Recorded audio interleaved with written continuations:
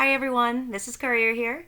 I hope everyone's having a good week so far. Today is Tuesday, March 24th. Before I read chapter 5 of the Trumpet of the Swan, I have a few things that I wanted to talk about. The first thing that I wanted to talk about was setting a schedule.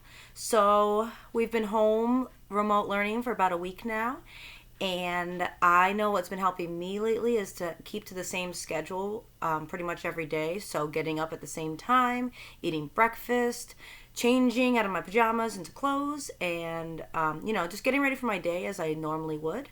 And then setting up my workspace. It's really important to be having your own workspace that has the materials that you need and everything else, like books and your computer and all that good stuff.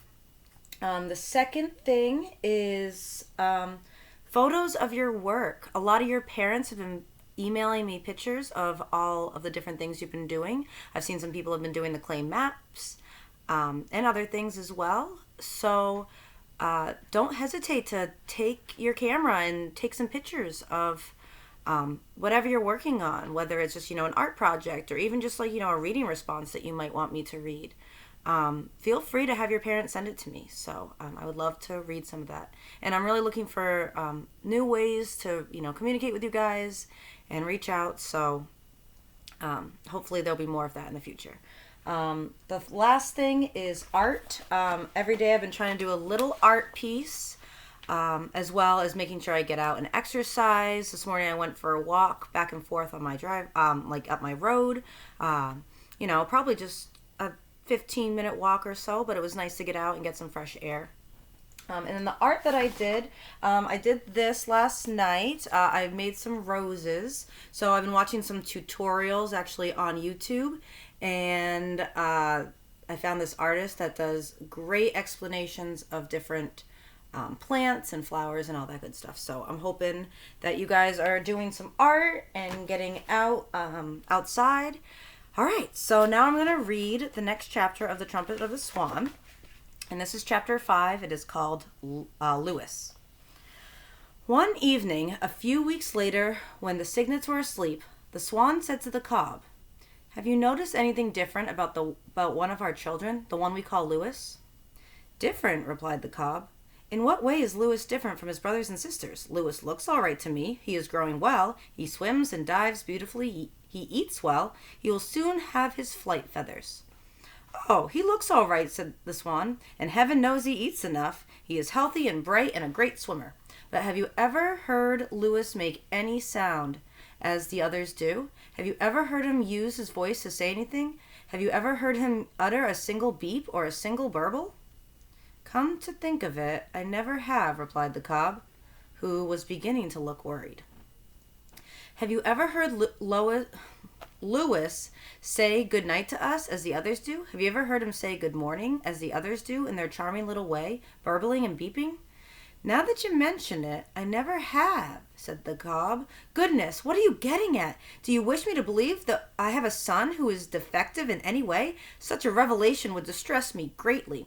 I want everything to go smoothly in my family life, so I can glide gracefully and serenely, now in the prime of my life, without being haunted by worry or disappointment.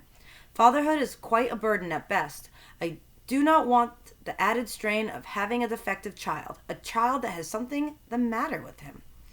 "Well," said the wife, "I've been watching Lewis lately. It is my opinion the little fellow can't talk. I've never heard him make one sound. I think he came into the world lacking a voice. If he had a voice, he'd use it the same as the others do." "Why, this is terrible," said the cob. "This is distressing beyond words. This is a very serious matter." His wife looked at him in amusement. "It's not too serious now," she said, "but it will be serious in 2 or 3 years from now when Lewis falls in love, as he surely will do. A young male swan will be greatly handicapped in finding a mate if he is unable to say cahoo, cahoo, or if he can't utter the usual endearments to a young female of his choice." "Are you sure?" asked the cob. "Certainly I'm sure," she replied. I can remember perfectly well the springtime years ago when you fell in love with me and began chasing after me. What a sight you were. What a lot of noise you made. It was in Montana, remember?" "Of course I remember," said the cob.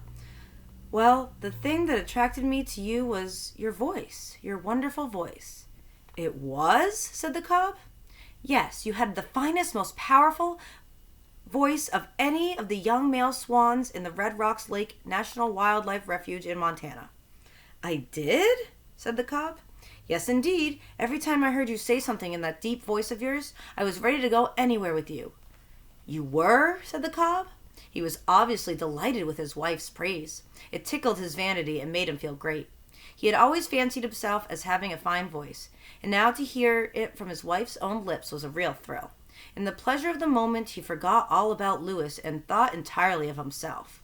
And of course, he did remember that enchanted springtime on the lake in Montana when he had fallen in love. He remembered how pretty the swan had been, how young and innocent. Now he realized fully that he would never have been able to woo her and win her if he had been unable to say anything. We will not worry about Lewis for the time being, said the swan. He's still very young, but we must watch him next winter when we are in Montana for the season. We must stay together as a family until we see how Lewis makes out. She walked over to where her sleeping cygnets were all settled down next to them. The night was chill. Carefully she lifted one wing and covered the cygnets with it. They stirred in their sleep and drew close to her. The cob stood quietly, thinking about what his wife had just told him. He was a brave, noble bird, and already he was beginning to work on a plan for his little son Lewis. If it's really true that Lewis has no voice, said the cob to himself, then I shall provide him with a device of some sort to enable him to make a lot of noise. There must be some way out of this difficulty. After all, my son is a trumpeter swan. He should have a voice like a trumpet. But first, I will test him to make certain what his mother is saying is true. The cob was unable to sleep that night. He stood on one leg quietly, but sleep never came. The next morning, after everyone had enjoyed a good breakfast, he led Lewis apart from the others.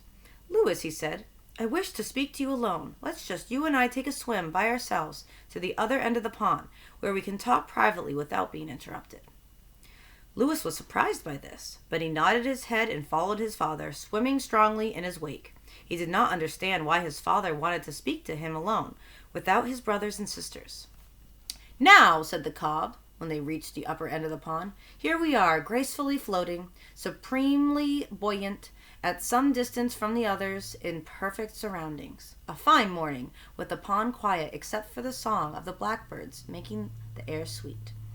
I wish my father would get to the point, thought Lewis. This is an ideal place for our conference, continued the cob. This is something I feel I should discuss with you very candidly and openly, something that concerns your future. We need not range over the whole spectrum of bird life, but just confine our talk to the essential thing that is before us on this unusual occasion. Oh, I wish my father would get to the point, thought Lewis, who by this time was getting very nervous. It has come to my attention, Lewis, continued the cob, that you rarely say anything. In fact, I can't recall ever hearing you utter a sound. I have never heard you speak, or say kahoo, or cry out, either in fear or joy. This is the most unusual for a young trumpeter. It is serious. Lewis, you hear? Let me hear you say beep. Go ahead, say it. Say beep. Poor Lewis. While his father watched, he took a deep breath, opened his mouth, and let the air out, hoping it would say beep. But there wasn't a sound.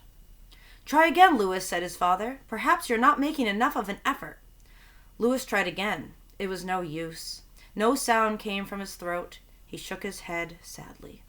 Watch me, said the cob. He raised his neck to its full height and cried kahoo so loud it was heard by every creature for miles around.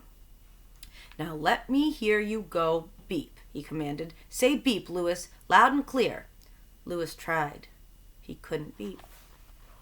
Let me hear you burble. Go ahead and burble, like this. Burble, burble, burble. Lewis tried to burble. He couldn't do it. No sound came. Well, said the cob, I guess it's no use. I guess you are dumb. Oof. When he heard the word dumb, Lewis felt like crying. The cob saw that he had hurt Lewis's feelings. You misunderstand me, my son, he said in a comforting voice. You fail to understand my use of the word dumb, which has two meanings. If I had called you a dumb cluck or a dumb bunny, that would have meant that I had a poor opinion of your intelligence. Actually, I think you are perhaps the brightest, smartest, most intelligent of all my cygnets. Words sometimes have two meanings. The word dumb is such a word. A person who can't see is called blind. A person who can't hear is called deaf. A person who can't speak is called dumb. That simply means he can't say anything. You understand? Louis nodded his head. He felt better, and he was grateful to his father for explaining the word had two meanings. He still felt awfully unhappy, though. Do not let an unnatural sadness settle over you, Louis, said the cob. Swans must be cheerful, not sad. Graceful, not awkward. Brave, not cowardly. Remember that this world is full of youngsters who have some sort of handicap that they must overcome. You apparently have a speech defect. I'm sure you will overcome it in time. There may even be some slight advantage at your age in not being able to say anything. It compels you to be a good listener. The world is full of talkers, but it is rare to find anyone who listens. And I assure you that you can pick up more information when you are listening than when you are talking. My father does quite a lot of talking himself, thought Louis. Some people, continued the cob, go through life chattering and making a lot of noise with their mouth, and they never really listen to anything. They are too busy expressing their opinions, which are often unsound or biased or bad information. Therefore, my son, be of good cheer. Enjoy life. Learn to fly. Eat well, drink well. Use your ears, use your eyes. And I promise that someday I will make it possible for you to use your voice. There are mechanical devices that convert air into beautiful sounds. One such device is called a trumpet. I saw a trumpet once in my travels. I think you may need a trumpet in order to live a full life. I have never known a trumpeter swan to need a trumpet, but your case is different. I intend to get you what you need. I don't know how I will manage this, but in the fullness of time it shall be accomplished. And now that our talk has come to a close, let us return gracefully to the other end of the pond, where your mother and your brothers and sisters await us. The cob turned and swam off. Louis followed. It had been an unhappy morning for him. He felt frightened at being different from his brothers and sisters. It scared him to be different. He couldn't understand why he had come into this world without a voice. Everyone else seemed to have a voice. Why didn't he? Fate is cruel, he thought. Fate is cruel to me. Then he remembered that his father had promised to help, and he felt better. Soon they joined the others, and everyone started water games, and Louis joined in, dipping and splashing and diving and twisting. Louis could splash water farther than any of the others, but he couldn't shout while he was doing it. To be able to shout while you are splashing water is half the fun. Whew. All right, the next chapter, chapter 6, is called Off to Montana, and I will read that tomorrow, so look forward to that, and I will talk to you all later.